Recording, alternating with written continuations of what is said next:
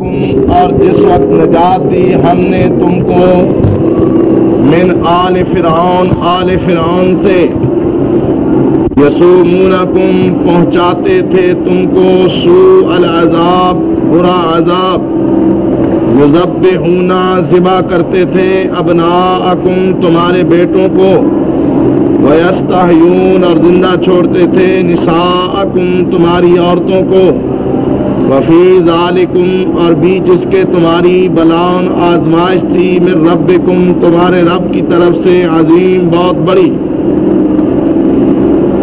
وَإِذْ فَرَقْنَا اور جس وقت دو ٹکڑے کیا ہم نے بِكُمْ ساتھ تمہارے البحر دریا کو فَأَنْجَيْنَاكُمْ پس نجات دی ہم نے تم کو وَأَغْرَقْنَا آلَ فِرْعَوْنَ اور غرق کیا ہم نے فرعون کی آل کو وَأَنْتُمْ تَنْظُرُونَ اور تھے تم دیکھتے وَإِذْ وَعَدْنَا اور جس وقت وعدہ لیا ہم نے موسیٰ علیہ السلام سے 40 لیلۃ 40 راتوں کا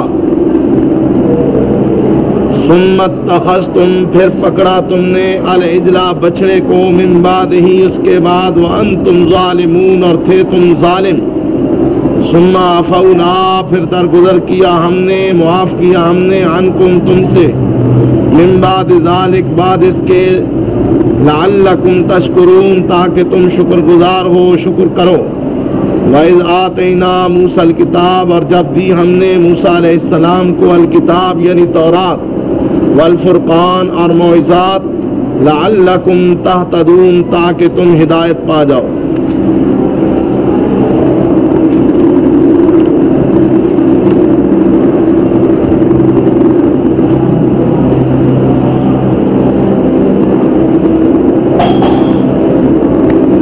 سے پہلے اللہ تعالی نے گزشتہ آیات میں 2 جگہ بنی اسرائیل کو خطاب کر کے ان کو اپنی نعمتیں یاد دلائیں اور اپنی نعمتوں کا احساس دلایا. اب ان آیات میں اور اس کے بعد متعدد آیات میں اللہ تعالی نے بنی اسرائیل پر اپنی کچھ نعمتوں کا تفصیلی تذکرہ کیا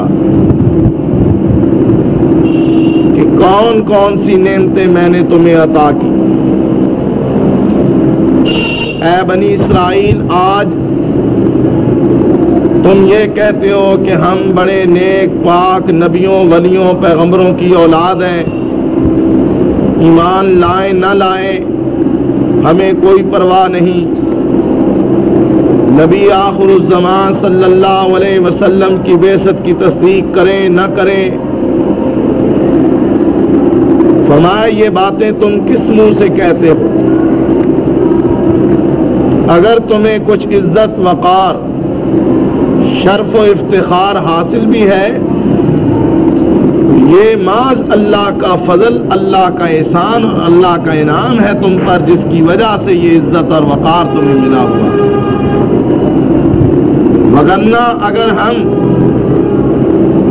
تمہاری بدعمالیوں اور تمہاری کوتاہیوں کا مواخذہ اور محاسبہ کرنا شروع کر دیتے تو آج تمہارا وجود بھی موجود نہ ہوتا.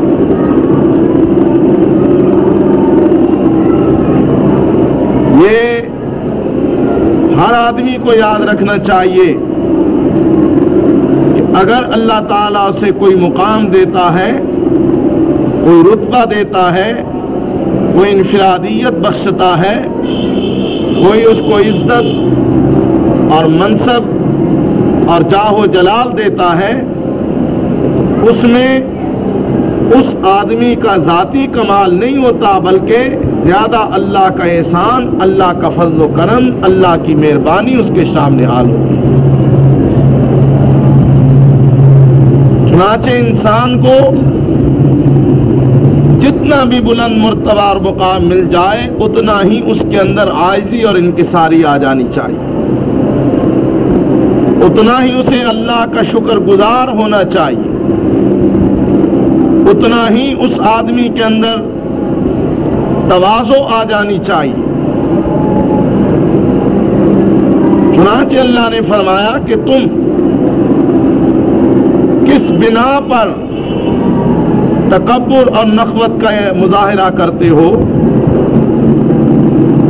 ہم نے اپنی مہربانی سے باوجود اس کے کہ تم نے بڑی فاش غلطیاں کی،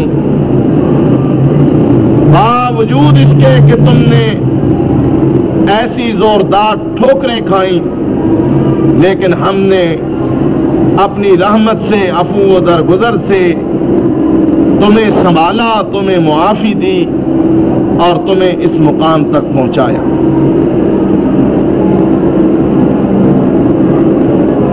مختلف نعمتوں میں سے ایک نعمت کا تذکرہ اس طرح کیا گیا کہ اے بنی اسرائیل وہ وقت یاد کرو وَإِذْ نَجَّيْنَاكُمْ مِنْ آلِ فِرْعَوْنَ يَسُومُونَكُمْ سُوءَ الْعَذَابِ يُذَبِّحُونَ أَبْنَاءَكُمْ وَيَسْتَحْيُونَ نِسَاءَكُمْ وَفِي ذَلِكُمْ بَلَاءٌ مِّن رَّبِّكُمْ عَظِيمٌ۔ جب ہم نے تمہیں آل فرعون کے ظلم و ستم سے نجات دی، انہوں نے بدترین تاریخ کا ظلم تمہارے اوپر توڑا ہوا تھا، تمہارے بچوں کو پیدا ہوتے ہی، بیٹوں کو پیدا ہوتے ہی وہ ذبح کر دیتے اور تمہاری بچیوں کو وہ زندہ چھوڑ دیتے۔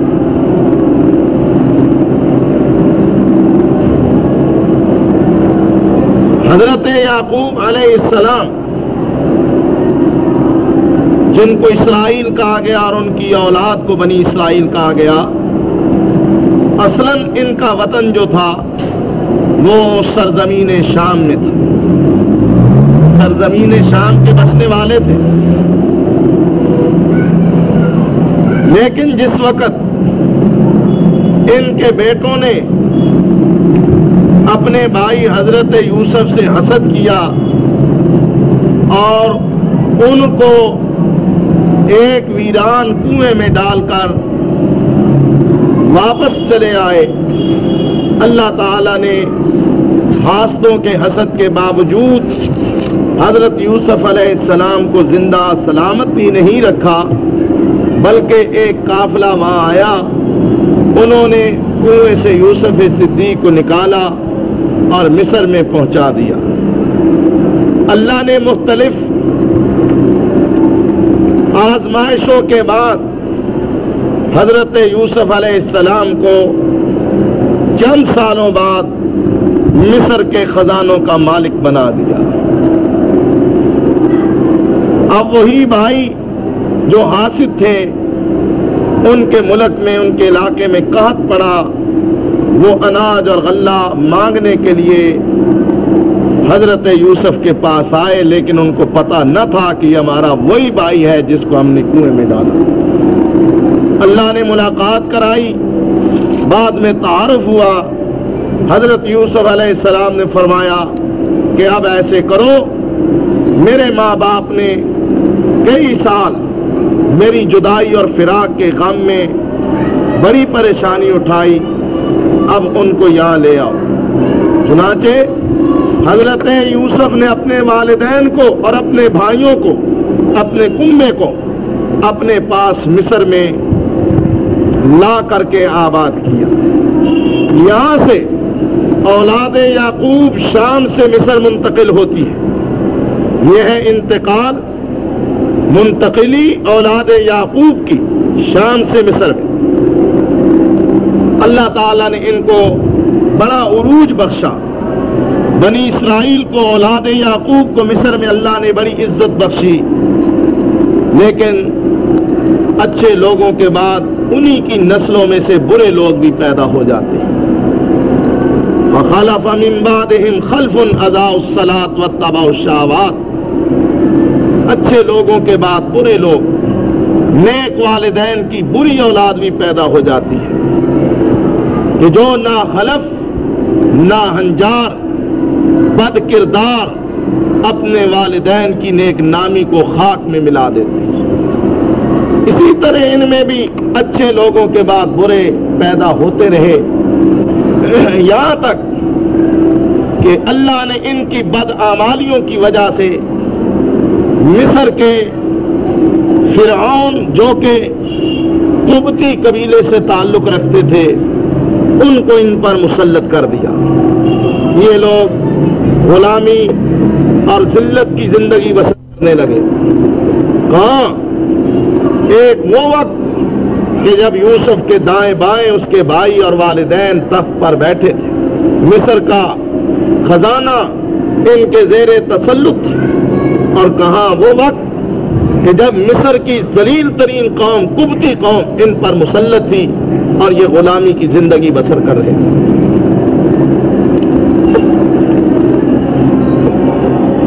جس طرح مختلف ملکوں کی اصطلاحیں ہوتی ہیں،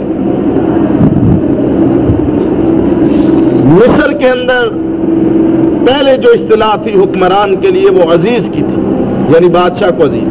جس طرح ہم کہتے ہیں صدر پاکستان، نام کوئی بھی ہو، صدر صاحب. جن ملکوں میں بادشاہت شہنشاہیت ہے وہاں ملک کہتے ہیں. ملک نے یہ کہا، کون ملک؟ کوئی بھی ہے، بادشاہ کو ملک کہتے ہیں. کمیونسٹ ممالک میں حکمران کو چیئرمین کہتے ہیں. مختلف ممالک کی اصطلاحیں. مصر میں جب قبطیوں کا اقتدار آیا انہوں نے عزیز کی اصطلاح کو ختم کر کے فرعون کی اصطلاح کو رائج کیا. قبطی دور حکومت کے جتنے حکمران تھے ان کو فرعون کہا جاتا تھا. سمجھ آئی؟ یہ فرعون جس کا یہاں ذکر ہے، جس کا واسطہ موسیٰ علیہ السلام سے پڑا، تاریخ میں اس کا نام ہمیں ولید بن مغیرہ ملتا ہے.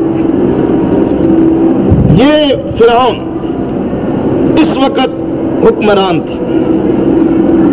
ایک دن اس نے خواب دیکھی کہ بیت المقدس سے ایک آگ کی چنگاری اٹھتی ہے اور اس آگ کی چنگاری نے سارے مصر میں آگ لگا دی، صرف اور صرف بنی اسرائیل محفوظ رہے. یہ بادشاہ کا خواب تھا کہ بیت المقدس سے ایک آگ کی چنگاری اٹھی جس نے سارے مصر کو جلا دیا سوائے بنی اسرائیل. یہ محفوظ خواب تھا. اور آپ کو پتا ہے کہ جو لوگ تخت و تاج کے مالک بنے ہوئے ہوتے ہیں ان کو اقتدار ہر چیز سے زیادہ پیارا ہوتا ہے. اور کوئی فکر ہو نہ ہو، یہ فکر ضرور ہوتی ہے کہ پتہ نہیں کس وقت یہ تخت و تاج چھن جائے. یہی فکر ان کو اندر اندر سے کھا جاتی. چنانچہ فرعون باوجود اس کے کہ بڑے مضبوط اعصاب کا مالک تھا، اس نے اس خواب کے بعد پریشان ہونا شروع کیا. کہنوں کا دور تھا، نجومیوں کا دور تھا، جادو اس دور میں اپنے نقطہ عروج پر تھا. آگے میں اس کی مزید تفصیلات اگلے اسباق میں انشاءاللہ بتلاؤں گا.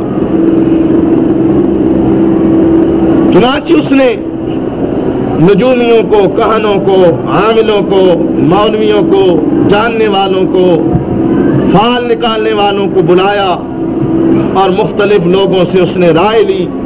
خواب کی تعبیر پوچھی کہ یہ خواب کیا ہے. جس خواب میں نے آگ کو دیکھا، نہ مجھے چھوڑا، نہ میری حکومت کو چھوڑا، نہ میرے دین کو چھوڑا، نہ ملک کو چھوڑا، محفوظ رہے تو بنی اسرائیل رہے. انہوں نے سوچ و بچار کے بعد تعبیر یہ بتلائی کہ معلوم یہ ہوتا ہے کہ عنقریب چونکہ بیت المقدس بنی اسرائیل کا روحانی مرکز ہے، وہاں سے جو چنگاری اٹھی، معنی یہ ہے کہ بنی اسرائیل میں کوئی ایسا بچہ پیدا ہوگا جو تیرے تخت و تاج کو تاہ و بالا کر دے گا، تیری حکمرانی اور تیرے تسلط کا خاتمہ کر دے گا اور بنی اسرائیل کو غلامی سے نجات دے گا. وہی صرف عزت و آبرو کے ساتھ محفوظ رہے.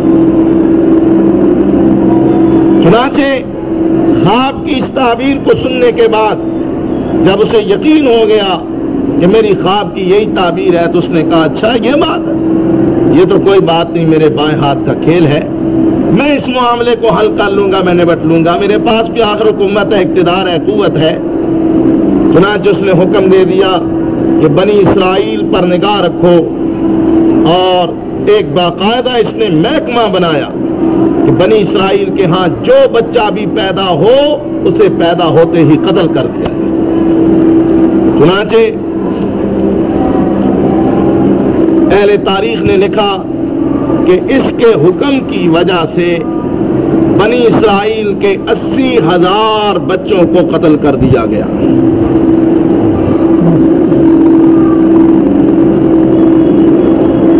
جو بچہ پیدا ہوتا قتل کر دیتا۔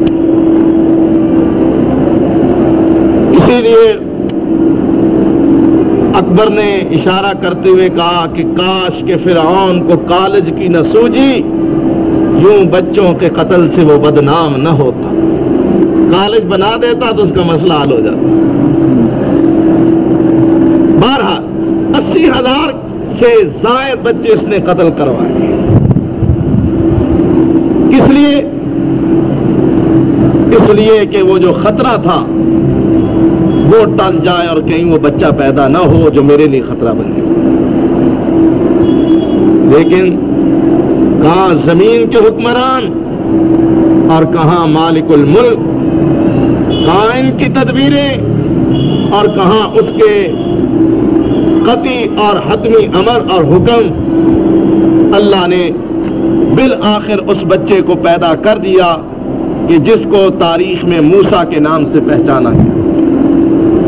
وہ بچہ جب پیدا ہوا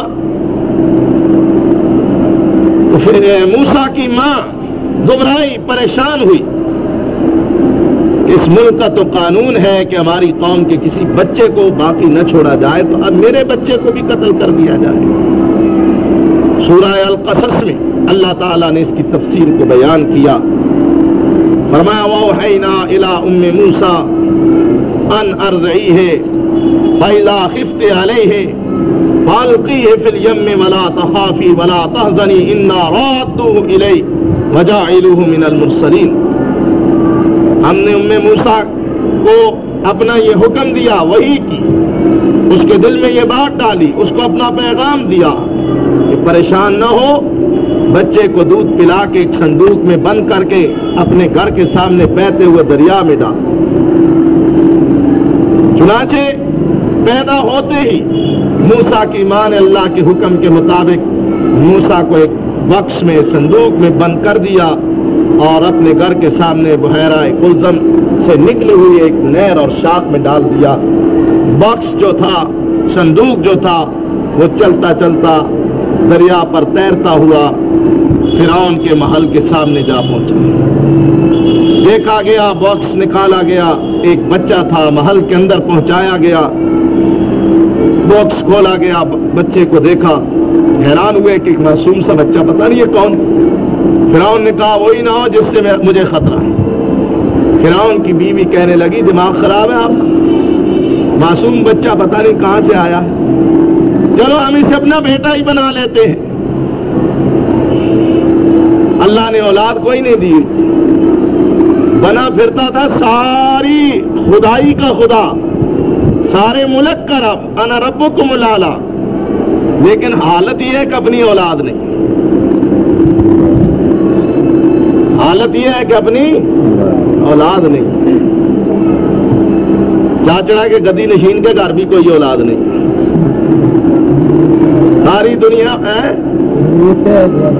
ساری دنیا وہاں سے لینے جاتی ہے، اپنے گھر میں کوئی، اس خدا کے گھر میں کوئی۔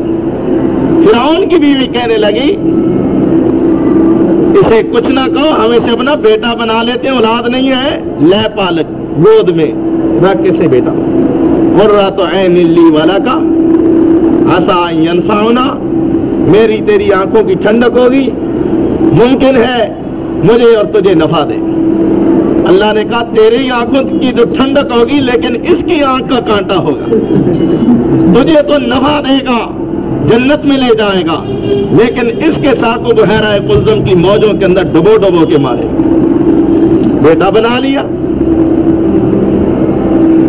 اللہ تعالیٰ نے روانگی کے وقت ام موسیٰ سے جو بات کی تھی نا، اسے دریا میں ڈال، لیکن فَإِذَا خِفْتِ عَلَيْهِ فَأَلْقِيهِ فِي الْيَمِّ ولا تخافی ولا تحزنی، دریا میں ڈالنا اور فکر نہ کرنا کہ شاید ڈوب جائے، میرا وعدہ ہے انا رادوہ الیک، میں اسے تیری گود میں واپس لٹاؤں گا۔ ایک وعدہ یہ، اسے نہ دریا نقصان پہنچائے گا نہ فرعون، انا رادوہ الیک، میں اسے تیری گود میں لٹاؤں گا، وجاعلوہ من المرسلین، اور میں اسے اپنا رسول بھی بناؤں گا۔ یہ میرا رسول، اگر تیرا بیٹا ہے تو میرا رسول ہے۔ اب میں اگر اپنے رسول کو ضائع کر دوں تو مجھے رب کون کہے گا؟ میں ضائع نہیں۔ چنانچہ اللہ تعالیٰ نے اپنے وعدے کے مطابق، باتیں بڑی لمبی ہیں، اپنے وعدے کے مطابق فرعون کے گھر جب پہنچایا تو حضرت موسیٰ کے لیے جب بیٹا بنا لیا، لے پالک کر لیا، تو دودھ پلانے کے لیے، پرورش کے لیے دائیوں کو طلب کیا گیا، لیکن حضرت موسیٰ علیہ السلام کسی مرضعہ کا دودھ نہیں پیتے تھے۔ کیوں؟ وَحَرَّمْنَا عَلَيْهِ الْمَرَاضِعَ، اللہ فرماتے ہیں ہم نے موسیٰ پر اس کی ماں کے علاوہ ہر دودھ پلانے والی کا دودھ حرام کر دیا کہ موسیٰ نہیں، تیری ماں کا دودھ ہی تجھے ملے گا، میرا تیری ماں سے وعدہ ہے۔ چنانچہ حضرت موسیٰ کی ماں بھی کسی بہانے آ گئی، بلا لیا گیا، جب اٹھایا دودھ پلایا، بچے نے اپنی ماں کا دودھ پی لیا۔ مبارک سلامت کہ واہ واہ جی بڑی اچھی عورت ہے، اس کا دودھ پی لیا۔ فرعون کے گھر والوں نے کہا مائی ایسے کر، ہم تجھے تنخواہ دیں گے، تو ہمارے گھر رہ، اس بچے کی پرورش کر اور اس بچے کو دودھ پلا۔ وہ کہنے لگی انکار کوئی نہیں، لیکن میرے اپنے گھر میں کام بڑے ہیں، میں نے گھر کو نہیں چھوڑنا، اگر پرورش کروانی ہے تو بچہ میرے حوالے کر دو، میں لے جاتا۔ بالآخر طے ہوا کہ چلو ایسے کرو، بچہ لے جاؤ، ہفتے میں ایک دن لا کر ہمیں دکھلا دینا، جب پرورش ہو جائے گی پھر ہم واپس لے آئیں گے۔ کہنے لگی تنخواہ بھی لوں گی، ایسے نہیں، تنخواہ بھی دیں گے، اور ظاہر ہے کہ بادشاہوں کی تنخواہیں بھی بادشاہانہ ہی ہوتی ہیں۔ تنخواہ مقرر ہو گئی، بچے کو مائی صاحبہ اٹھا کر گھر لے، صبح کا گیا ہوا شام کو گھر، اللہ نے وعدہ کہا کہ اے ام موسیٰ سورج بعد میں غروب ہوا، میں نے اپنا وعدہ پہلے پورا کر دکھایا۔ اب جناب پرورش ہونے لگی، مائی اپنے بچے کی پرورش کرتی ہے اور باقاعدہ وظیفہ تنخواہ فرعون کے گھر سے جا کے وصول کرتی ہے۔ صحابی کہتے ہیں ایک دفعہ ہمارے نبی ذکر کر رہے تھے اور بڑے ہنسے، اتنے ہنسے کہ ہم نے نبی پاک صلی اللہ علیہ وسلم کی داریں چمکتی ہوئی دیکھی۔ ہم نے عرض کی یا رسول اللہ، اللہ آپ کو یوں ہی ہنساتا رہے، آپ ہنستے رہے، لیکن کیا بات ہے؟ فرمایا میں نے خیال کیا مجھے ام موسیٰ پر حیرت آئی، موسیٰ کی ماں بھی عجیب عورت تھی، پرورش اپنے بیٹے کی کرتی تھی اور وظیفہ فرعون کے خزانے سے لیتی تھی۔ اس طرح اللہ نے پروان چڑھا۔ اب حضرت موسیٰ جب تھوڑے سے بڑے ہوئے نا، فرعون اٹھاتا بیٹا کہہ کر، تو حضرت موسیٰ سیدھے ہاتھ اس کی داڑھی میں ڈال دیتے، کھینچتے، کتنا مضبوط چھڑا نہ سکتے۔ فرعون کہتا بیوی کو کہ دیکھو یہ تو ابھی گود میں ہے، چھوٹا سا بچہ اور ابھی میرا عاشق۔ بھائی کہنے لگی بچے بولا بالا، اسے کیا بتایا بیچارے کو کہ بچے ہی بلا اتنی بات سمجھ، یہ تو کھیل رہا ہے آپ سے۔ بہرحال اللہ نے اسی طرح بالآخر یہی موسیٰ تھے، ایک دن فرعون کے دربار میں آ کھڑے ہوئے اور کہا کہ فرعون میں اللہ کا رسول ہوں، تو سرکش ہے، میری قوم کو تو نے غلام بنایا ہوا ہے، تو باز آ جا، سرکشی اور تکبر چھوڑ دے، اللہ کی پیش کی ہوئی جو دعوت میں لے کر آیا ہوں اسے قبول کر لے، بنی اسرائیل کو غلامی سے آزاد کر۔ مقابلہ ہوتا رہا، کئی مراحل آئے، بالآخر ایک دن فرعون نے یہ محسوس کر لیا کہ اب بنی اسرائیل میرے لیے مستقل خطرہ ہے، لہذا میں ان کا صفایا کر دوں۔ اللہ رب العالمین نے یہ منٹوں کی باتیں لیکن سالوں اور برسوں کی داستان. ایک رات اللہ نے کہا کہ اے موسیٰ اٹھیے، آج فرعون اور اس کی آل کے ارادے نیک نہیں ہیں، لہذا آپ آج رات دریائے نیل کو عبور کریں، مصر سے نکلیں اور شام کی طرف صحرائے سینا کا سفر شروع کریں. چنانچہ حضرت موسیٰ علیہ السلام اپنی قوم کو لے کر کے نکلے. فرعون کو بھی ان کی روانگی کا پتہ چلا، تعاقب کیا اپنے سپاہیوں کے ساتھ، ساتھیوں مصاحبوں کے ساتھ تعاقب کیا. رات ختم ہو گئی، دن شروع ہو گیا. آگے دریا ہے. بنی اسرائیل نے پیچھے پلٹ کر دیکھا تو فرعون اور اس کے ساتھی آتے ہوئے نظر آئے. کہنے لگے موسیٰ تو نے مروا دیا، پکڑے گئے، مارے گئے، فرعون آ رہا ہے. کہا فکر نہ کرو، آگے چلو. قوم کہنے لگی کہاں آگے چلے، آگے تو دریا ہے، یا ڈوب مرے یا فرعون سے مرے. حضرت موسیٰ نے فرمایا ڈرو نہ، میرا اللہ میرے ساتھ ہے. ان معی ربی سیہدین، میرا رب میرے ساتھ ہے، وہ میری رہنمائی کرے گا. بظاہر کوئی راستہ نہیں ہے، آگے دریا، پیچھے فرعون، لیکن اتنا اللہ کے وعدے پر یقین.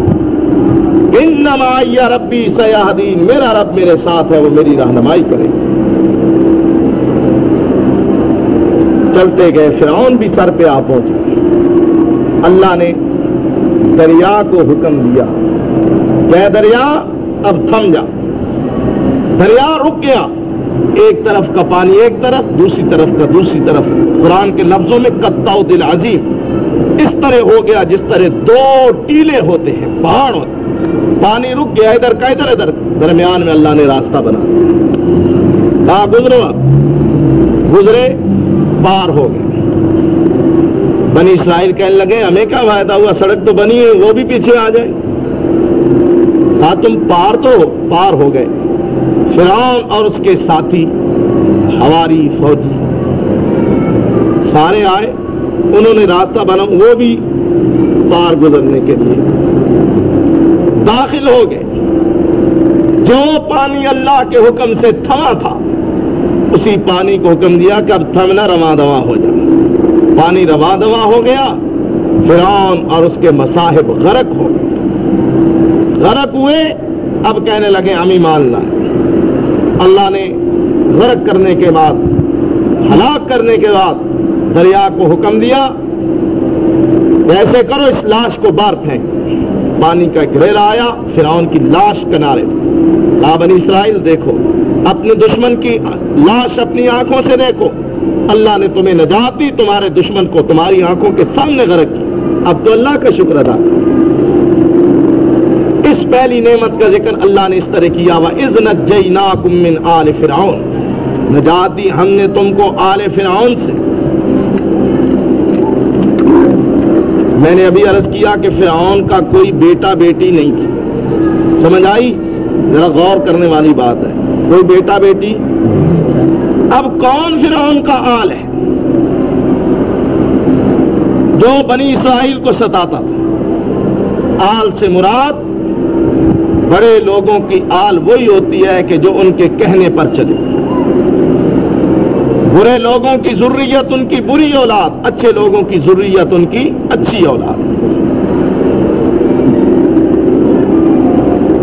اور یہ بات یاد رکھیں کہ محمد صلی اللہ علیہ وسلم کا ہر وہ امتی کہ جو اپنے آقا سے محبت بھی کرتا ہے اور آپ کی عزت کے دل سے اطاعت بھی کرتا ہے، ہر امتی آل محمد میں شامل ہے.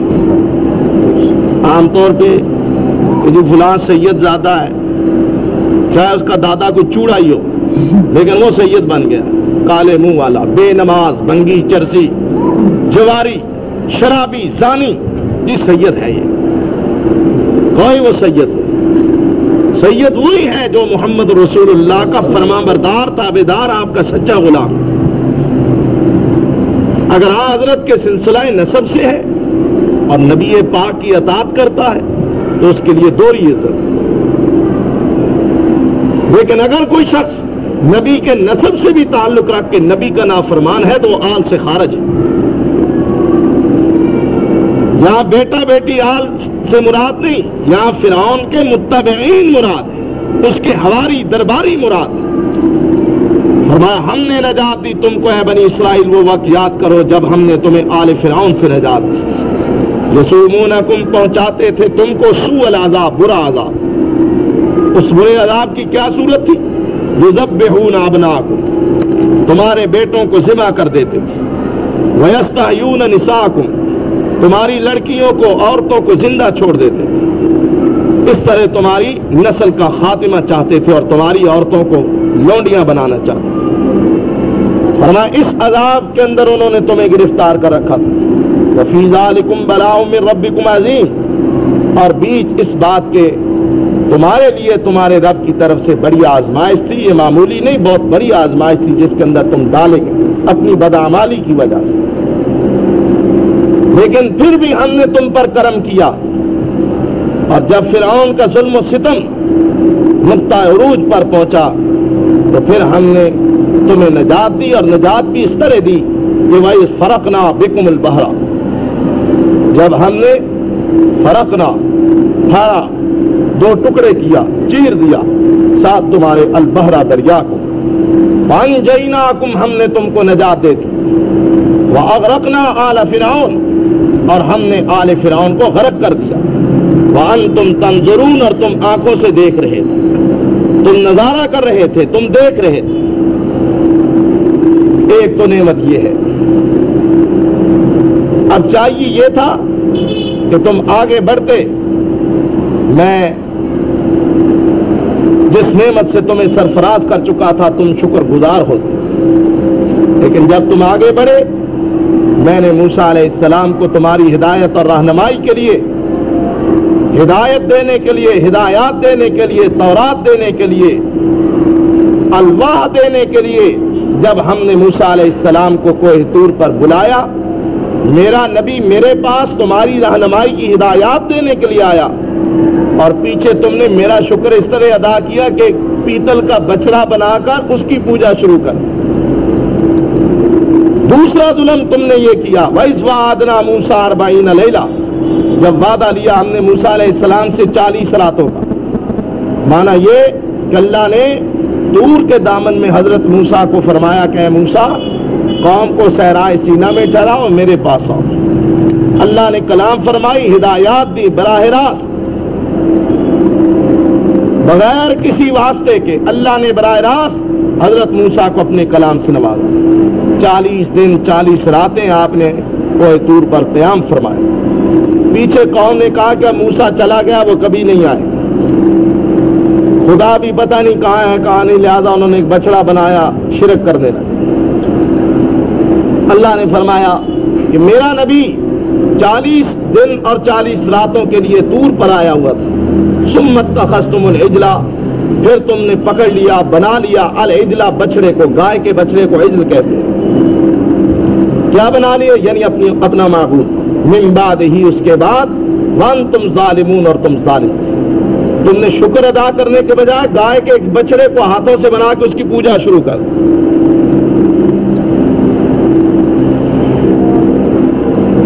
لیکن ثم عفونا عنکم، پھر ہم نے تم سے درگزر کیا. اتنے بڑے گناہ کے باوجود موسیٰ واپس آئے.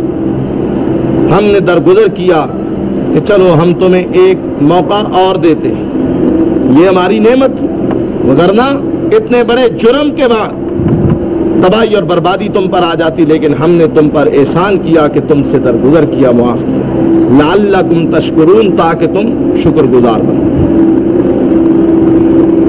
وَإِذْ آتَيْنَا مُوسَى الْكِتَابَ وَالْفُرْقَانَ، اور وہ وقت بھی یاد کرو، ہماری اس نعمت کو بھی یاد کرو جب ہم نے موسیٰ علیہ السلام کو الکتاب یعنی تورات، والفرقان، فرقان کا لفظی معنی فرق کرنے والی چیز. نبی کے معجزے کو، معجزات کو فرقان کہا جاتا ہے، کیونکہ معجزہ ظاہر ہوتا ہے، حق اور باطل میں فرق ہو جاتا ہے. سچ اور جھوٹ الگ الگ ہو جاتے ہیں. فرمایا ہم نے موسیٰ کو کتاب بھی دی اور معجزات بھی دی.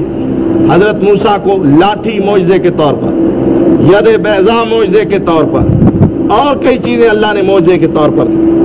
فرمایا یہ ہم نے اس لیے دی لعلکم تہتدون، تاکہ تم ہدایت پا جاؤ. اللہ کا کسی قوم پر سب سے بڑا احسان یہ ہوتا ہے کہ اللہ ان کی راہ راست کی طرف رہنمائی فرما دے، اللہ ان کو ہدایت دے دے، اللہ ان کو سیدھا راستہ دے دے.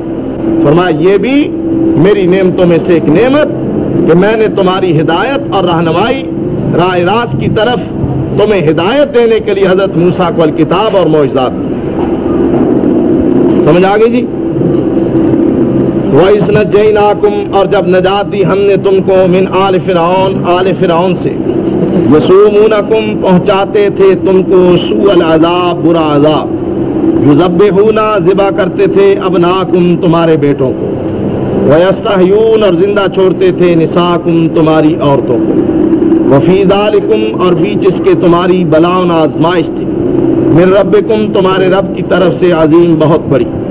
وَإِذْ فَرَقْنَا اور جس وقت دو ٹکڑے کیا ہم نے بِكُمُ الْبَحْرَ ساتھ تمہارے دریا کو، فَأَنْجَيْنَاكُمْ پس نجات دی ہم نے تم کو، وَأَغْرَقْنَا آلَ فِرْعَوْنَ اور غرق کیا ہم نے آل فرعون کو، وَأَنْتُمْ تَنْظُرُونَ اور تھے تم دیکھتے.